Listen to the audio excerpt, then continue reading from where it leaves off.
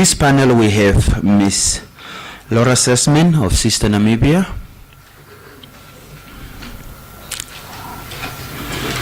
We have Felicita Hikwam, Program Manager at ARASA. We have Madam Maria Kapere, Secretary General of the Council of Churches in Namibia.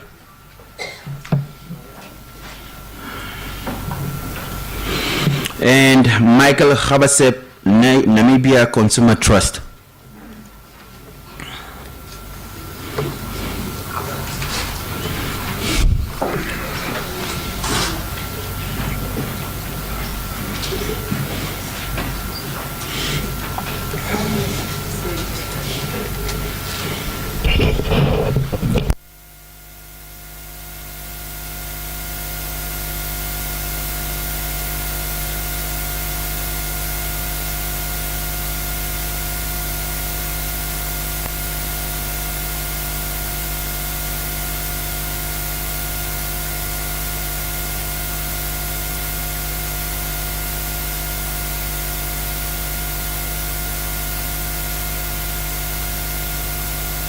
It sounds like a tough audience today. Good morning, ladies and gentlemen. Good morning. Thank you very much.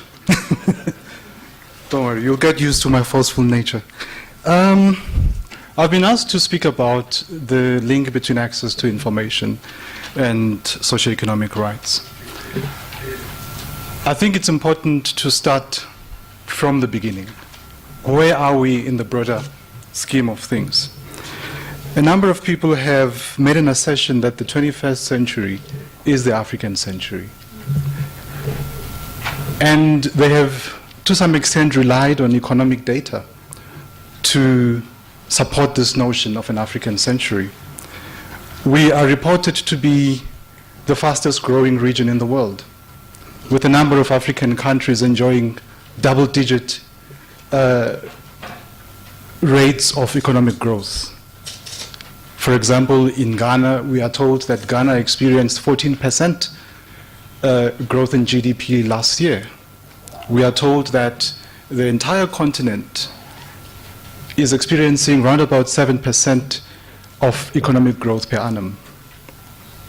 Now, these are very impressive successes. If you, specifically, if you consider some of the negative growth that has been experienced by some European countries, and the financial difficulties that was experienced by Americans quite recently. But all of the above should not be taken to mean that as Africans we have been able to resolve some of our key challenges, particularly with regards to poverty, with regards to unequal growth, and general lack of equity in the enjoyment of these economic opportunities that have cropped up. I do believe that we will still have a long way to go in entrenching equity and equality in terms of access to economic opportunities. Now, I believe that we have done quite well in terms of democratic transition, but I also strongly believe that if we do not address issues of economic inequality, all of the democratic transitions and the achievements that we've made in the last 2 decades will be in danger. A lot of this democratic transition that has happened in Africa will be categorized under a rubric that says we are part of the 3rd wave of democratization. Essentially, the 3rd wave of democratization has seen a lot of our countries that until recently were suffering under oppressive, secretive, and undemocratic regimes. We are now starting to see changes happening. We're now starting to see developments in terms of infrastructure investments. We're now starting to see developments in terms of the basic running of the economy. But I do believe that the changes that have occurred are not only about the economy and infrastructure developments.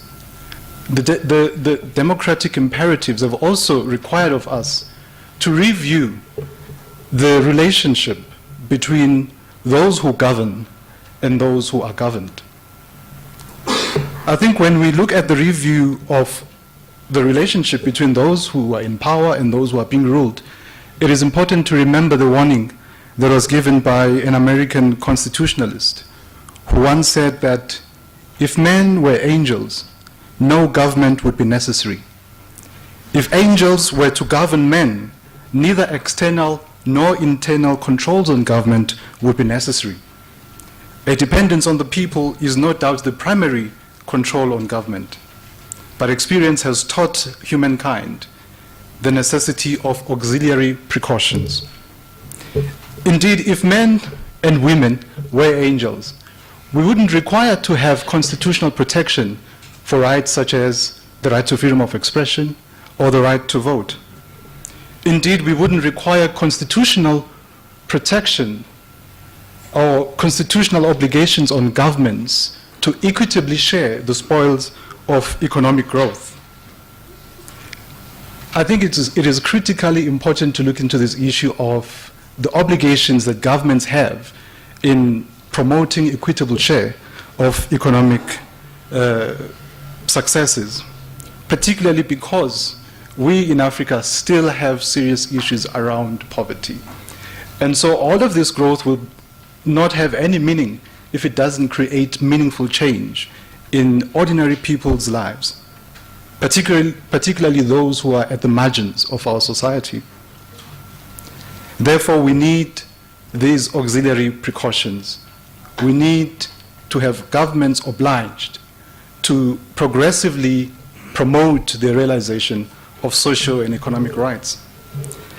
By socio-economic rights, I'm referring to what is sometimes called the red and the green rights, essentially your right to health, the right to housing, the right to education, the right to social security, the right to land, the right to a clean environment, all of those rights that are regarded as part and parcel of development. It is my argument that the third wave of democratization that I referred to earlier has not necessarily translated to the progressive realization of all of those rights. I think this is largely because there's been a tendency to focus on civil and political right, much to the detriment of social and economic rights. I do know that a number of people and colleagues will say, but democracy is not necessarily a sufficient condition for development. I do agree. It is a necessary condition, but it's not sufficient. But we do have to recognize that democracy will remain a formality unless it includes substantive social and economic equality. Amartya Sen argues that democratic institutions are guarantors for public deliberation and effective responses to poverty and deprivation. He goes on to say that freedoms are not only the primary ends of development, but they are also among its primary means. Political freedoms in the form of free speech and elections help to promote economic security. Social opportunities in the form of education and health facilities help to facilitate economic participation. Economic facilities in the form of participation in production and trade can help to generate personal abundances which facilitate coexistence and equity in society. Therefore, freedoms of different kinds can strengthen one another. I think this is in agreement with a statement that has been made that when those deprived of their socio-economic rights cannot make their voices heard, they also will struggle to have their needs met. If a person is deprived of one right, his chance of securing the other rights is equally endangered. The right to education and the right to freedom of information and open debate on official policies are necessary to secure full public participation in processes of development. The freedom of the human mind and the welfare of the human being are inextricably linked. In countries where citizens have were unjustifiably denied access to resources and services because of either their race or other societal background, a constitution as an auxiliary precaution becomes critically important in promoting social and economic justice. And a number of African countries have indeed entrenched social and economic rights in their constitutions.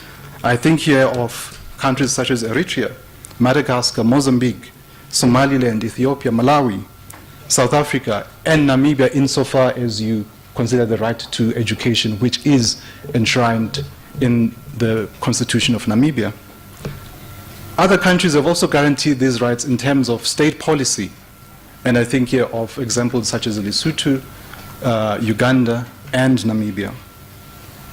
The protection of socioeconomic rights by any country's constitution or state policy and making their progressive realization partially justiciable by the courts is a departure from the norm, where, as I've said earlier, we have tended to focus on the protection of civil and political rights. And freedom of information has been regarded as part of the body of these civil and political rights. However, I firmly believe that in the context of a developing country, it is only when we link access to information or the right to information to the realization of other rights that we are likely to bring meaning to this right. Essentially, I view the right to information as a leverage right, a right that opens up doors to the realization of other rights. The well-known and remarkable work of the MKSS social movement in Rajasthan, and emulated by examples from South Africa and Kenya and elsewhere, clearly shows us how FOI can be used to benefit local communities and governments. I reiterate, FOI can be used to benefit local communities and government, because there's a tendency for us to speak about FOI as only a tool at the hands of the public. But we now see some evidence that FOI indeed has benefits for governments as well, and I'll talk about this a bit later. This work has shown that the freedom of information law, or the right of access to information, as a tool of democracy, can be used to promote social and economic justice. Remember that the United Nations Development Programme has stated that effective anti-poverty programs require accurate information on problems hindering development of social services. It requires that such information must be put in the public domain. And meaningful debates also need to take place on policies that are designed to tackle problems of poverty and deprivation. Information, the UNDP says, can empower poor communities to battle the circumstances in which they find themselves and help balance the unequal power dynamic between governments and the intended beneficiaries of those public services or developmental strategies. In this case, I would like to mention one example that comes from India. Those of you who are familiar with the Indian context, I don't know at the last count, I think there were 1.6 billion, the population. I could be wrong. It could be slightly smaller than that, but definitely more than 1 billion. So you have a population of 1 billion people, or over 1 billion people. And you have a public service of just about 50 million people. So government officials amount to 15 million people, 50. Now, how does a government deliver services under this context? I think government cannot do this alone without help from the private sector. So therefore, what the Indian government has done in order to promote the right to food, or secure the right to food, is to make available to the public a system of food rations, wherein a member of the public is entitled, every member of the public is entitled to approach their local shopkeeper and request food rations or food parcels free of charge. But what happens is that the shopkeepers then claim those distributions from government. What has happened is that what actually the shopkeepers are doing is to manipulate the system, wherein if a member of the public approaches the shop and says, I would like to collect my ration for the week, the shopkeeper would say, oh, unfortunately, I run short of stock in terms of the food subsidy scheme, but I can sell you food from my normal trading stock. And so the poor villager pays for that food allocation or for that food parcel that they wanted. But then the shopkeeper goes back to government and claims against that distribution. So essentially what happens is that the shopkeeper gets paid twice. He gets paid by the member of the public, and then he claims from government, pretending this was a distribution in terms of the food subsidy scheme. Now, a number of villagers had been complaining about this, and with the help of the MKSS, they started to use the access to information legislation in the state of Rajasthan to get access to the claim documents that the shopkeepers were submitting to government. And indeed, the claim documents were showing that there was manipulation of the system. And this was done by comparing what the ration card that each person holds against the claim document that has been submitted by the shopkeeper. For example, the shopkeeper would say, on the 21st of May, I allocated this ration to Mrs. X. But then Mrs. X's own ration card will show that there was no distribution on the 21st of May. What this is showing is that the freedom of information legislation can be used to protect social and economic rights. It can be used to enforce accountability in the delivery of public services. Most importantly, it can be used to promote efficiency in government schemes or in government developmental projects. Now, unfortunately, the situation tends to be different when you look at a number of African countries. For example, I think now of a group of women in the village called Birwa in Tanzania, close to the capital city, Dodoma. Now, this community survives on subsistence agricultural activities by these women in this village.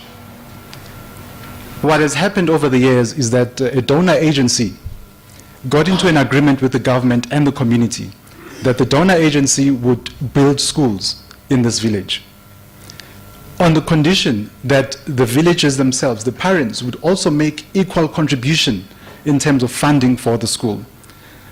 Now, soon afterwards, there were allegations that the local authorities and the principals were abusing the system. There was no accountability for how the monies are spent. But now, how do these women in Birwa, how do they enforce accountability on the delivery of this important service? It's very difficult in a context where they are not able to access information. A number of people will argue with me and say, but why do you need a freedom of information law to assert social and economic rights? Why don't you just sue the government directly on the delivery of that school, or sue the government for provision of ARVs for those who have HIV, or sue the government for the provision of water in a village? Unfortunately, in the African context, we don't have resources for public interest litigation. But access to information allows citizens, it allows communities to apply pressure on government for delivery of those services. I really do believe that the realization of socio-economic rights through usage of FOI and public pressure will promote honest delivery of public services. FOI also plays a critical role in challenging some of the decisions that are made in terms of resource allocation.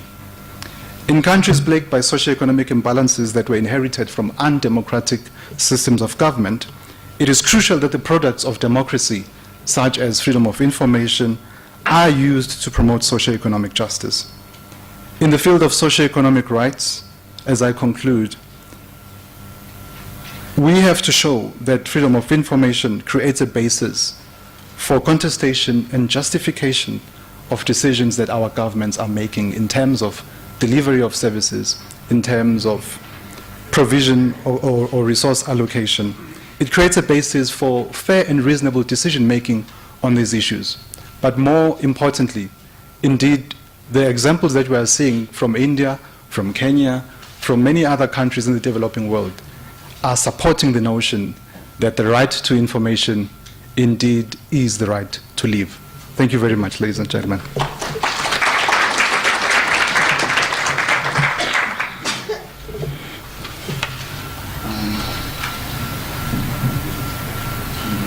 the high judge. Oh, you. Don't worry, I'll get another chair. Miss Felicita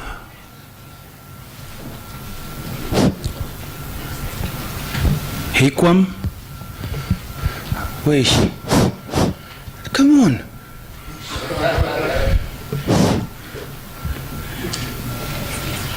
And I need one more chair. I need one.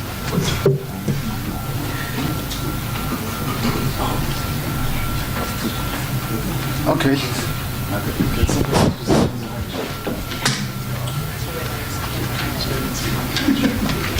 Yeah, we are getting used to big panels, big brains at work. Miss Titus, please. The floor is yours. Thank you. Thank you, Kamani. I see that Ms. Baumann, our moderator, has joined us, but she's very welcome to join the panel because I know that she has much information to share with us. And you are very welcome to also facilitate with the moderation. The more, the merrier. Can you hear me? Thank you, Mkolani, for the very insightful presentation. The briefing paper is in your pack, so you can make reference to it. It is also on the website for download. Thank you again to our esteemed panelists for making time to come and share your experiences with us. I expect that there will be a number of case studies, hopefully case studies, coming out of the discussions here this morning, because these are the people who are doing grassroots advocacy and monitoring and would be able to tell us whether or not more than 20 years after independence there has been a process of reconstruction, of redistribution of wealth. That would be my first question to you before I open it to the floor. 20 years after independence, and considering that Namibia has a constitution that is lauded internationally for recognizing political and the civil rights of all Namibians, are we in a situation where there has been adequate redress of the disparities in wealth, in rights, in access to the fruits that were promised with independence?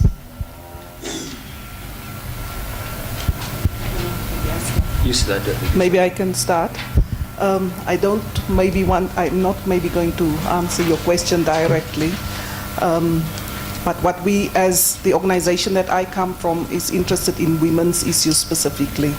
So firstly, we want to say that from an information perspective, of course, access and transparency is only meaningful if it translates into inclusion and participation. We know that those in power and those with power, the hegemonic groups, are the ones who control power, information, and the ones who have access to the infrastructure of information. So if you are a woman, you're an original person, a San person.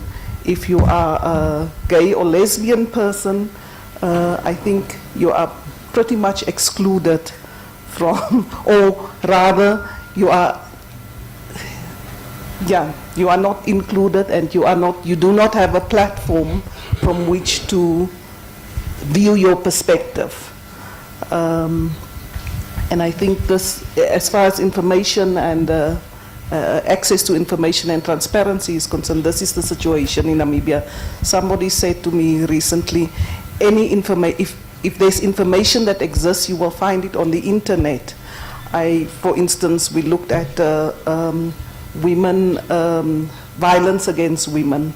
In the case of Namibia, the information that's on the internet about violence against women in many cases is anecdotal or completely outdated. This for us is an indication of exclusion.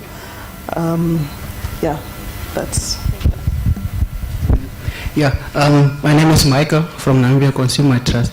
With regard to the economic disparity between the haves and the have-nots, there has not been much change after independence, even though we have been independent for a few decades. The basic problem is the Constitution is very clear under Article 98(1) that the economic principle of Namibia should be based on that of a mixed economy. But what we see in practice is that we are running on a capitalist model, which is definitely in violation of the Constitution. And the Minister of Agriculture recently announced that the government would have a stake in MIDCO, is it up to 30%? And the farmers are complaining that in a market economy, capitalist system, that should not be happening. But maybe they have not been reading the Constitution. So there are attempts here and there to try to bring the poor men also on board. But maybe I think the problem is not a certain tribe or a certain group of people. We have a new class that we need to guard against, which is basically trying to capture state property, and that is the elite that we need to take care of.